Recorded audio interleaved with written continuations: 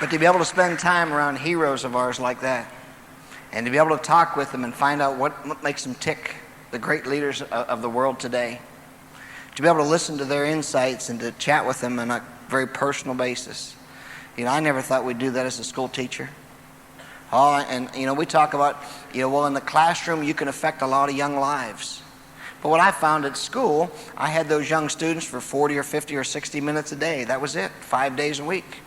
And then they would go home and spend 8 or 9 or 10 or 12 hours in some other environment where we had no control. And most of the time, the students that I had that were challenges was because they came from a home that was challenged. And so here's what I found. If we can educate mom and pop and help them to work a little closer together as a team, then the kids are benefited that much more. Where the true hero becomes their mom or their pop. Where they look up and they say, I want to be just like Dad. Like little Sam Salway, he got himself a little tie and he got himself a little briefcase and he's going off to do a meeting just like Neil. Just like Dad. I want to be just like Dad because Dad's my hero. That's what it's all about. When they see mom and pop working together instead of discussing and arguing. Let me ask you this. Would you be excited to be one of your own kids right now? Huh? I think about it. I don't know. I don't know if I'd be excited, way back then if we hadn't decided to build a business. I know that it's kind of exciting to be able to bring our children along because they're here with us for the 2 weeks that we're here. And it's exciting to watch them experience the new things. Oh, I don't want to try that. And then they try it. So it's great. Do you know what I mean? And to watch their horizons expand and to see the great things that are going to happen as their vision gets bigger and bigger and bigger. You think about what it's like to be Diamond. I think of the various causes that we're able to support and to be able to contribute money to. That I think it's like 90% of the money in our church is contributed by the top 5% contributors. That whenever they have a project going on, they'll call you up and say, hey, could you help us out? And I say, go ahead and do it. Whatever you don't collect, we'll take care of the balance. How would you like to be able to do that to various causes or things that are important to you? And it's not because Jerry and Polly are that special. All we did was to have a little bit of faith and believed that the system would work. We believed that what Fred and Linda were telling us would work. You know why we believed? Because we wanted to believe. And that's the first step in believing. I must want to believe. You must want to believe that it'll work for you. Because there's always the naysayers out there. There's always the doomsdayers that say, you don't have what it takes. What gives you the audacity to think you can win? What makes you think that you're any more special than us? As if they think I'm trying to compete with them when really all I'm trying to do is to compete with the old me that I was yesterday and make me better tomorrow. I'm not trying to compete with anybody in this room or anybody in the world. I just want to be a better me tomorrow than I am today so that we can keep growing. But folks are so insecure around you, they want to keep you drawn down. I call it the crab philosophy. If you put one crab in a dish, he'll reach up and hook his claw on the end and he'll climb himself out of that dish. But if you put 2 or more crabs in that dish, when one reaches the hook to go out, the other 2 will grab him and pull him back in the bush, back in the bowl. They won't let him out. Do you know what I mean? And how many times you get that around? I used to have one teacher at school. His name was Buzz Brown. That was his nickname, Buzzy. And he would always kid me, say, hey, Jury, how's your little soap business coming? Hey, Sudsy, selling any soap lately? I hope y'all have a Buzz Brown. I hope y'all have somebody that's just busting your chops. That wherever you go, they say, oh, you smell good, must be that soap. Just giving you a hard time. I hope there's somebody, because someday, the old Polish proverb is, the wheel makes a full turn. And I knew that someday, every dog has his day, right? And I knew that someday. And one day I was walking down the hall, and I had just photocopied a $5,900 PV check that we had received. And I accidentally dropped one because he was following me. And he picked it up. His jaw, after I picked his jaw up off the floor, he brought it into my office. He said, is this for a year? I said, oh, no, Buzzard, because I called him Buzzard. Everybody called him Buzz, but I called him Buzzard because he went around looking for the dead, right? And I said, oh, no, Buzzard. I said, that's just this month. He said, you're kidding me. I said, Buzz, whatever you do, don't tell anybody you saw that. Right? And he left. And all the other teachers would come up to me and say, did you really get that check? I says, come on, you can't believe him, can you? And I just be low key because I was going to let them discover it. You know what I mean? Instead of trying to rub it in their face and saying, nah, nah, nah, nah, I told you so. I didn't want to do that. I just said, we'll do it with quiet class. We'll just do it where they know that we got a hold of something great. Because somewhere along the line, they're going to influence other lives, aren't they?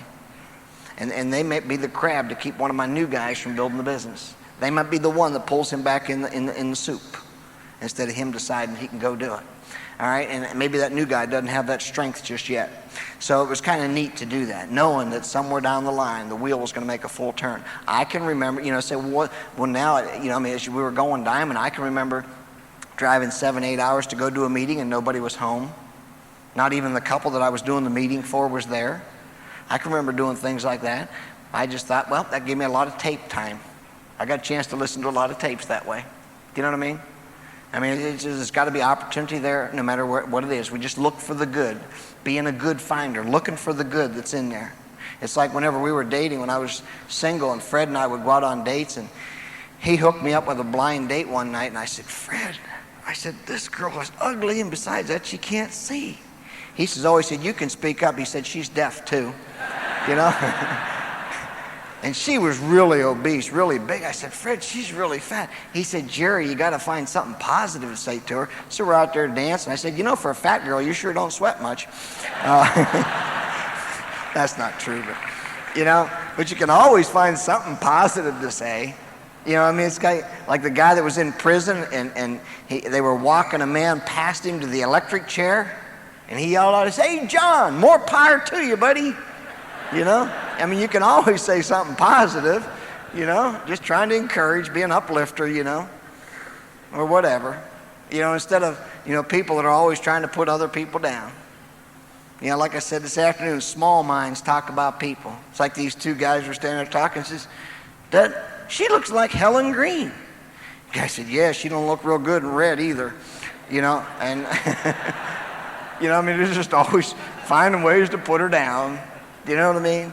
And I think one of the nice things about being a diamond, being free, is that you can just kind of smile at the little glitches in life and just kind of enjoy them. You enjoy them as opportunities, as learning experiences. As well, tomorrow I'll be better because of that learning experience. Now, when you're going through it, it hurts. When you're going through it, you kind of wonder, is it ever going to work for me? Did Jerry and Pat ever have to go through what I have to go through? I don't know. See, your walk might be a shade different than the walk they had to go through. Your walk might be a tad different than the one I had to walk through, or that Dave and Denise had to walk through. But what's interesting, what's exciting, is that you have the courage to make the walk. Winston Churchill had courage, didn't he? He wasn't a quitter. And you have to have the sense of humor of a lot of the shop owners in London during the Second World War, whenever the Germans were bombing night after night. And Winston Churchill would always show up where the bombings was, and the next morning he'd show up, and there'd be a sign, the guys would say, open as usual.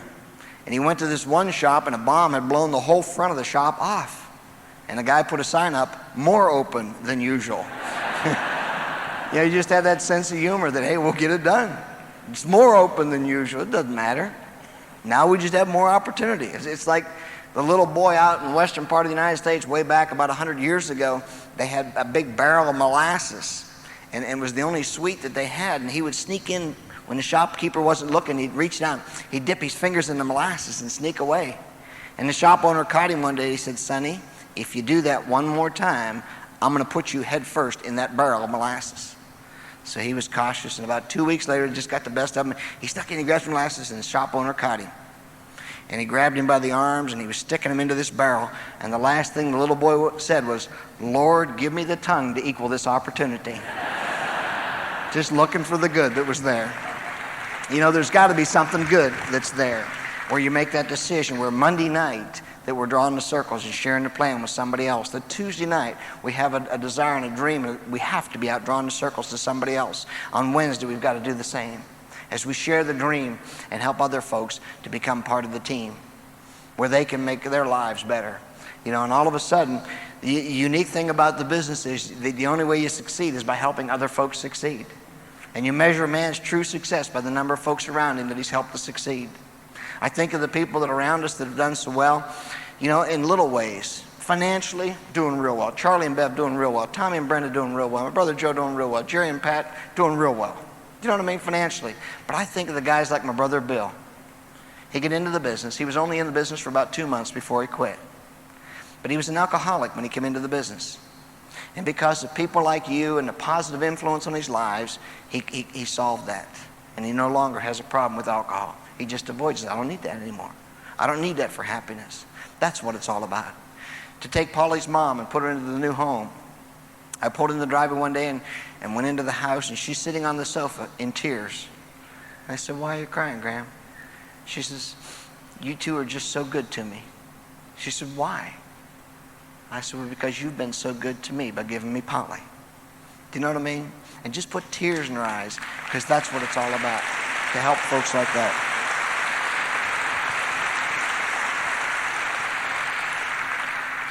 You know, I think of all the different folks whose lives we've been able to touch along the way, and the little things, the smiles and the thank you cards that we receive. You know, or maybe just for one day we made their life a little bit better. Because I think whenever it's all said and done, God's not going to measure how many times, you said hell or damn or anything like that. He's going to want to know how many people's lives were better because you came. How many people's lives were better because you made the effort when you didn't have to. You know what it's like to be Diamond? It's like about 3 weeks ago, I went down to, in our town, a very, very crowded section of town, parking, just a one-way street and very, very crowded parking conditions, and I couldn't find a spot here, so I was 3 or 4 blocks away from where I was doing my meeting. And I get out of my car, and I've got my marker board under one hand and my briefcase and my first night information packs and all of that, and I'm carrying all this up the street. And I'm thinking, well, Youre, you're a Diamond. You shouldn't have to do this. No, they don't know that. They just know that somebody's coming to help them. And the young fellow that we were doing a meeting for comes running down the street. He's got a big grin on his face, just so grateful that someone was coming to his place to help him, to show the plan, maybe sponsor some folks for him. And he grabs things, and he's so excited about his dream and where he wants to go. And I walk into his house, and I'm in the living room, the family room, and the floor is tilted like this. I mean, when you stand on one, if you sat on the sofa, that you could hardly get out. It was leaning back so hard. And see, what you have to do is answer yourself the question. If there's a question in your mind as to why you're there, then you really haven't discovered the real secret to the business yet. Because, see, I'm not there so that we receive another 4% check. You know what I mean? You're not there so it's an extra $500 or $600 a month. You're there because you truly love people and you want to help them to succeed. And quite frankly, we had that attitude that we were there wanting to help them succeed long before we were in a position where we didn't need the money. You know what I mean? Because we needed the money. I mean, we were so broke. The nickel, an American nickel, has a buffalo on it, right? Has a buffalo, that's one on one side of the coin. And we squeezed the nickel so hard sometimes the buffalo would beller. I mean, he was hurting, and we were uptight. And I remember I talked to, we sponsored a veterinarian and his wife, and actually he's up several up line from this young fellow that I went to do the meeting for. And he went into a house to do a meeting. And he said, Jerry, he said it was so filthy in there. He said if they asked me if I wanted a cup of coffee or tea, I'd have refused it because he said it was so filthy, I didn't know if the cup was clean. He said, why was I there? I said, John, that's just part of boot camp. You never know where it's going to lead. He says, okay, I believe you. And the very next week, the lady that had that meeting called him and said, I have this surgeon, thoracic surgeon, that I think might be interested. Would you come with me to help me? And they walk into this surgeon's office, and the surgeon said to him, let me ask you, Dr. Shaskas, does this involve the Amway Corporation? John said it sure does. That's a major supplying company. See, his posture was good. And the surgeon looked up and smiled. He says, great. He says, I'll do it. He never even had to show him the plan because he had heard about the business and what we're doing. Now, granted, that's a very unique situation. But see, here's what's interesting. That thoracic surgeon's mom and dad were in the business.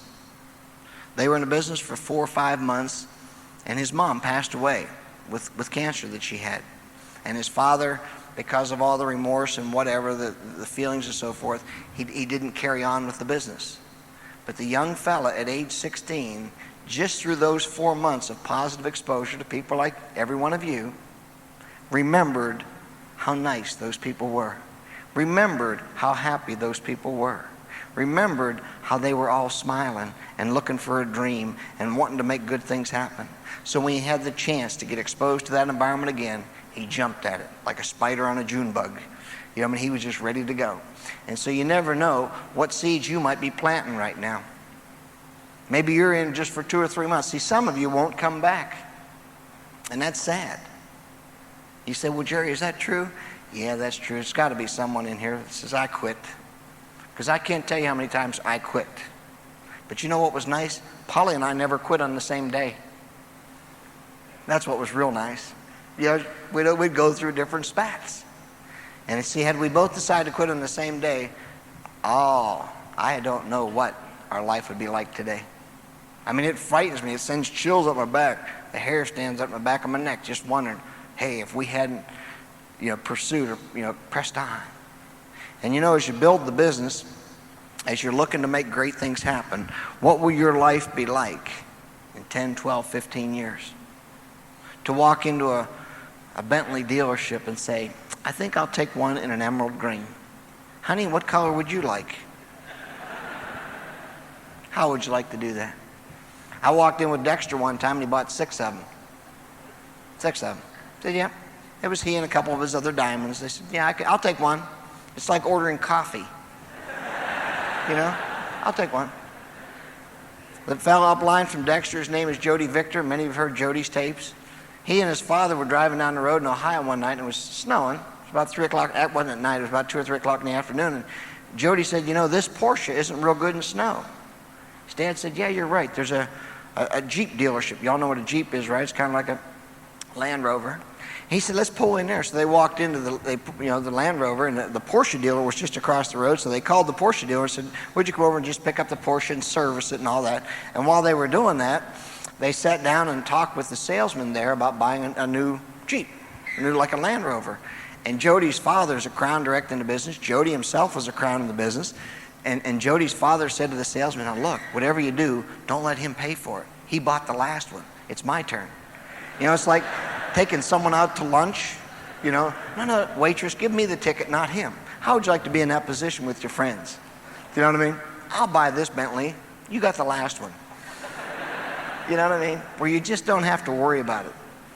It seems almost humorous to talk about things like that, because I can remember we were investing money in tapes and books whenever we couldn't afford to. We'd come to functions like this and sleep in the car overnight. Do you know what I mean? Or I'd drive home because I couldn't afford the hotel room. We'd rob from Peter to pay Paul, and we'd shift things back and forth because we hoped that someday it would work. And hope is just nothing more than adolescent faith. It's the beginning of faith. It's hoping that it'll work. And I hope that you have that hope as you leave here tonight. As you leave this weekend, to know that great things can happen to you. And another responsibility that I'll place on your shoulders is this, that there are people in this country and around the world that only you will be able to sponsor. If Jerry Scriven showed them the plan, they wouldn't get in. But because you did, because they know you, they may not know Jerry, they may not know me, they may not know Pat and Greta, but they know you, and they will get in because of you. And all their hopes and all their dreams are dependent on you. They're waiting for you to come see them.